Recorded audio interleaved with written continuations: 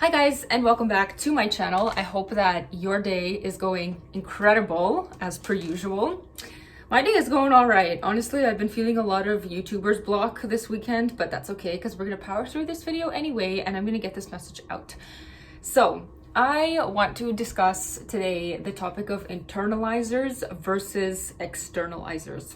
When I first learned about this, it gave me a lot of perspective, and I hope that by sharing this topic, it will give you some perspective as well, both into yourself as well as the people in your life.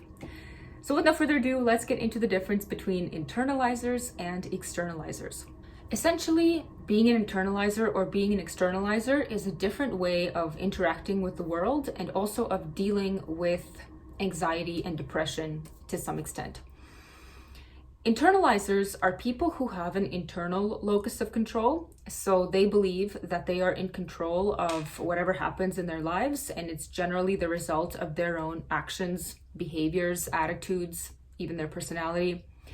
Whereas externalizers are people who have an external locus of control. So they believe that things happen to them because of external factors rather than because of them. These are two very different ways of looking at the world. And because internalizers are more likely to engage in self-reflection since they want to understand how they can be different to change the outcomes of their life, when they're feeling anxious or depressed, they might be more likely to isolate themselves. They're more likely to have minimal communication. They might experience a lot of anxiety or self-blame, which will cause worry. It will also cause them to be hopeless and maybe even lean towards perfectionism as well. Externalizers, on the other hand, are much less likely to engage in these kinds of activities of self-reflection. They're less likely to enjoy journaling or seek out therapy because they attribute their circumstances to other people.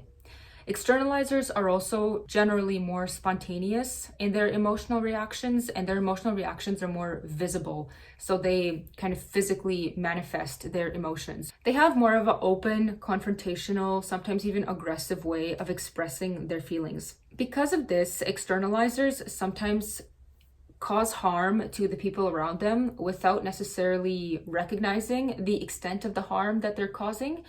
And they're also more likely to act spontaneously without really thinking of the consequences of their actions. Both internalizers and externalizers, when really pushed, they might swing the opposite direction. So an internalizer, if they're really pushed, that's when they might suddenly explode, become more like an externalizer. Whereas an externalizer, if they have finally reached rock bottom, if they come to the conclusion themselves that they have to take some responsibility for their actions, or if they're confronted with that reality, that is when they might more so become an internalizer. So they might turn to therapy, or in the extreme case of substance abuse, they might go to rehab. This is the externalizer internalizing their feelings. Of course, as with anything related to human psychology and behavior, it's on a spectrum. So some people might lean more towards being an internalizer, some might lean more towards being an externalizer, and some might display traits of both. I think the best place to be is to have a healthy mix of both. Of course, engage in self-reflection such that you recognize what you do have control over and try to make the decisions with the best outcomes for yourself and others, but also don't hold your emotions in all the time and recognize that it is good to externalize them sometimes and also not overtake responsibility for the actions of others. That concludes today's video. If you got any value out of it, feel free to drop a like, consider subscribing, and I will see you in my next video. Thanks. Bye.